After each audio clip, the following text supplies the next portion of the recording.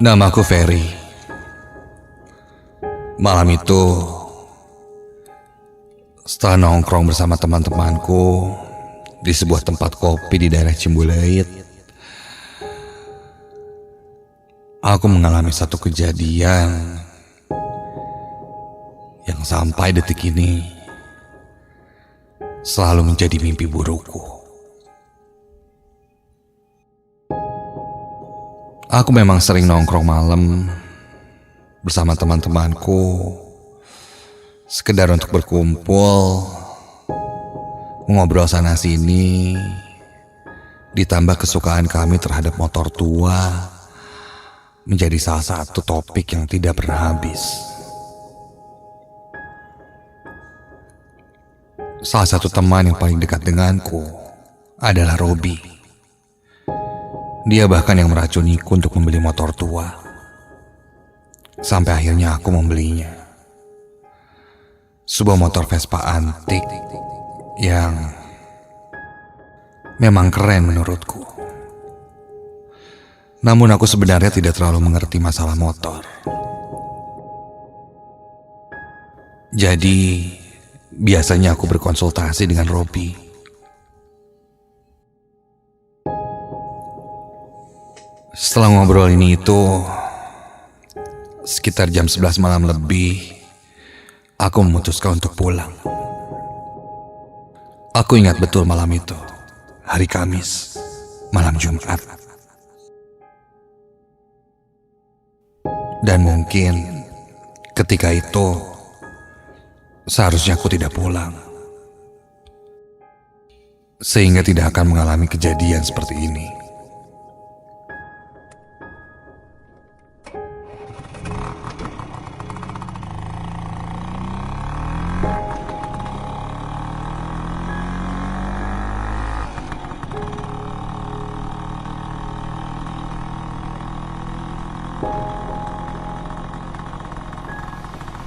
Kulajukan motor Vespaku di jalanan Bandung yang sudah mulai sepi.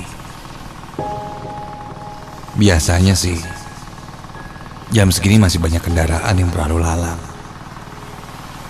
Tapi tidak malam itu. Mungkin tadi baru hujan cukup besar pikirku. Jadi orang malas keluar rumah. Ditambah udara yang memang lebih dingin dari biasanya. Dari Cimbuleuit tempatku ngopi, aku pun turun ke daerah Cihampelas dan berbelok ke jembatan Pasupati. Rumahku berada di daerah Supratman.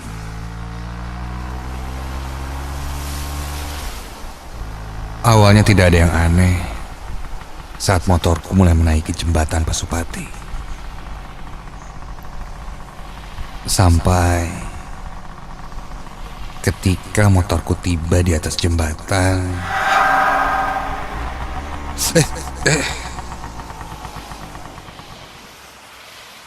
Apa nih? Mesin motorku tiba-tiba saja mati. Aku menepikan motorku dan mencoba menyalakannya kembali.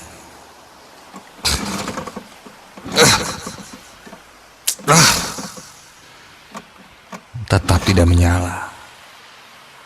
Nah, apa nih sih? Aku lalu coba menelpon temanku Robi. Tapi tidak ada sinyal di sana. Aneh. Padahal posisiku di atas jembatan. Aku lalu coba mengirim pesan pada temanku itu. Dan berharap pesan itu sampai. Bro, gue mogok di Pasupati. Di tengah-tengah arah turun mau ke Taman Sari. Bantuin ya. Sen.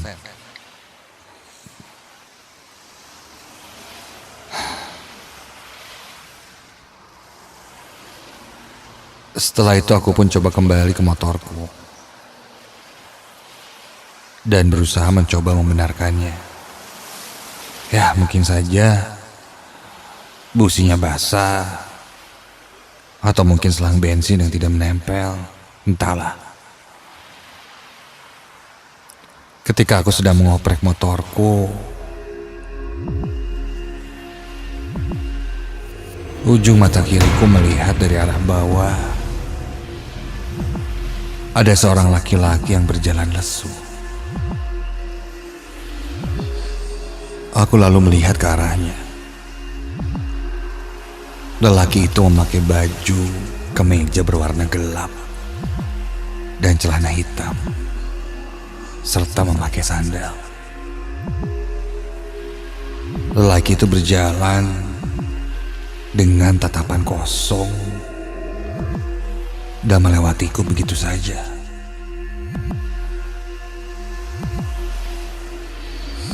Pandanganku mengikuti laki-laki itu sambil berusaha membenarkan motorku.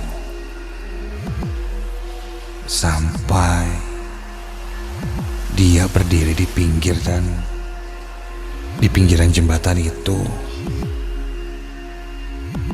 Kedua tangannya memegang besi pembatas jembatan dan kepalanya melongok menatap ke arah bawah.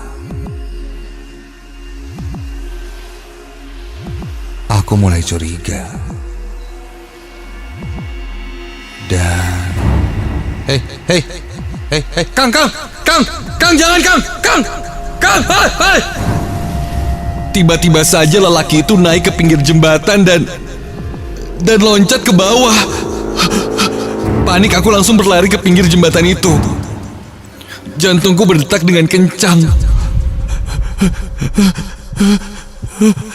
Pelan-pelan aku coba mengintip ke arah bawah jembatan itu. Dan ketika aku lihat,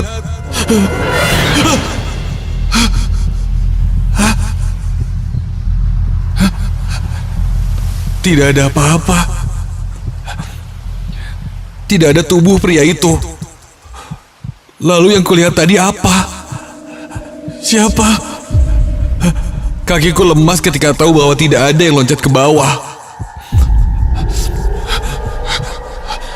Di tengah kebingungan itu,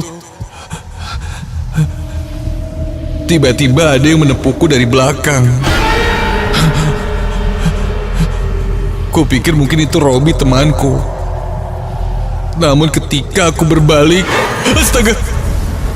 Berdiri seorang laki-laki dengan wajah hancur tepat di belakangku.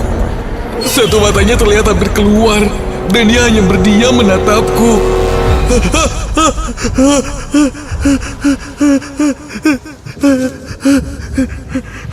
Aku langsung menutup mataku dengan kedua tanganku sampai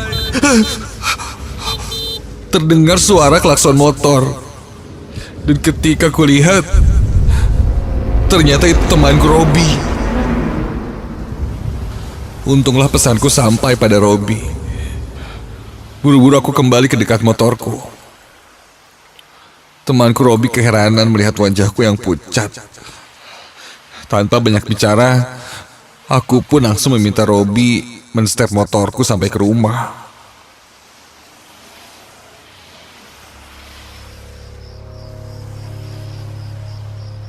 Singkat cerita, sampailah kami di rumah. Setelah mulai tenang, aku pun menceritakan kejadian yang kualami. Robi cukup kaget mendengarnya. Dia menambahkan, dia pun beberapa kali jika pulang malam melewati jembatan itu, kadang melihat ada orang yang berjalan kaki di tepian jembatan. Di tengah-tengah jembatan, atau mungkin di arah turun atau naik. Berjalan sendirian tanpa kendaraan apapun. Namun dia tidak pernah curiga, karena memang bentuknya seperti manusia biasa saja. Entahlah, apa mungkin mereka yang disebut makhluk halus yang kulihat itu. Sebelum makin larut, temanku pun pamit pulang ketika itu.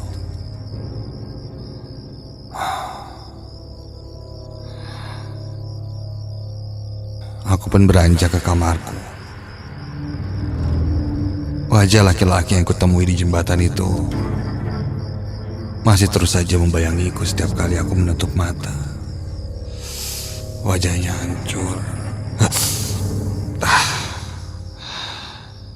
membuatku tidak bisa tidur. Aku paksakan pejamkan mataku. Aku pun tidak bisa terlelap. Bayangan wajah itu selalu muncul. Aku terlalu takut. Alhasil, aku pun tidak bisa tidur malam itu.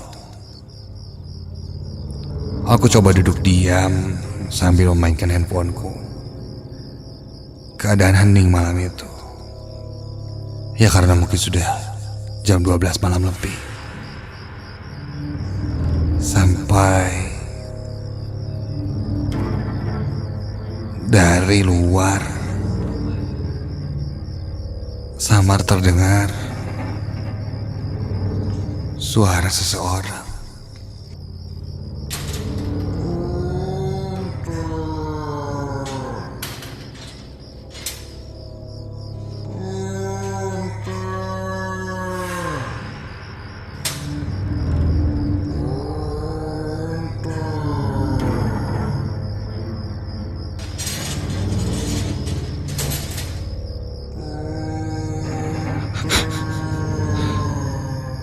Masa iya ada yang namun jam segini?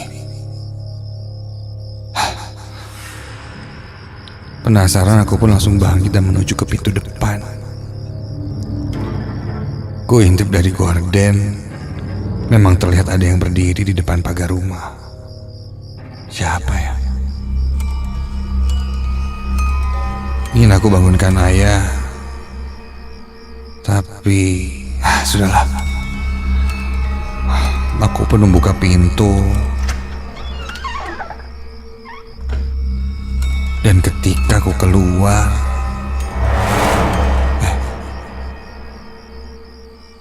orang tersebut tidak ada.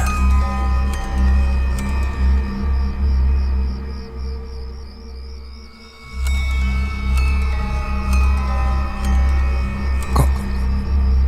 Untuk memastikan, aku mendekati pagar dan melihatnya lebih dekat.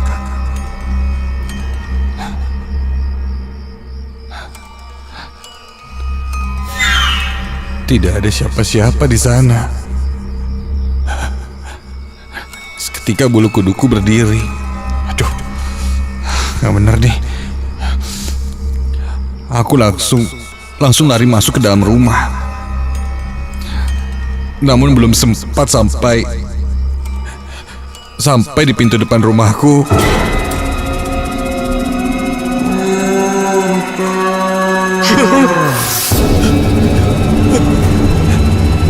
dari arah sisi kiriku, di halaman rumah ada sosok laki-laki yang berdiri.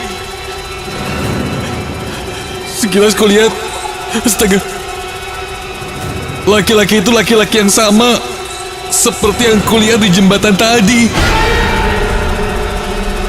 Wajahnya hancur, matanya hampir keluar penuh darah, dan dia seperti menggapai-gapai kepada aku sambil terus berkata-kata.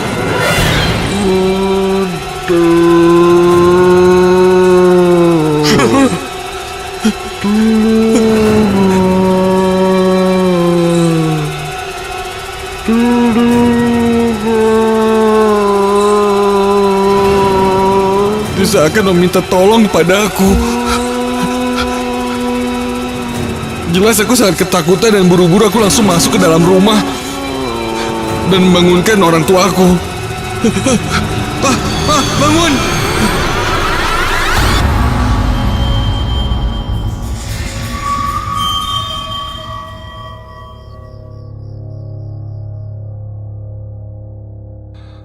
Orang tuaku pun terbangun.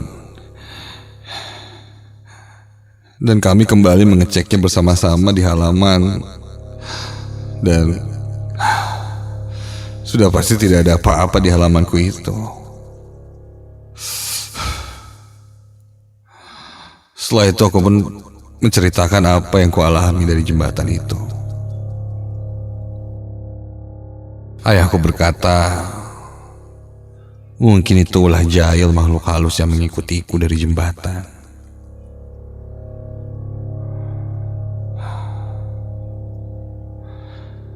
Ayahku menyuruhku mengambil air wudhu dan berdoa.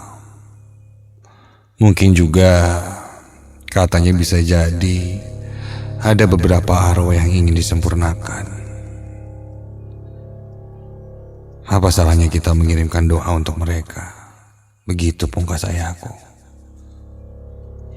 Setelah mengambil air wudhu dan berdoa, aku pun mulai tenang. Apa yang kualami malam itu mungkin terjadi dan bahkan bisa terjadi pada kamu yang sedang mendengarkan malam ini. Berhati-hatilah jika melewati jembatan itu.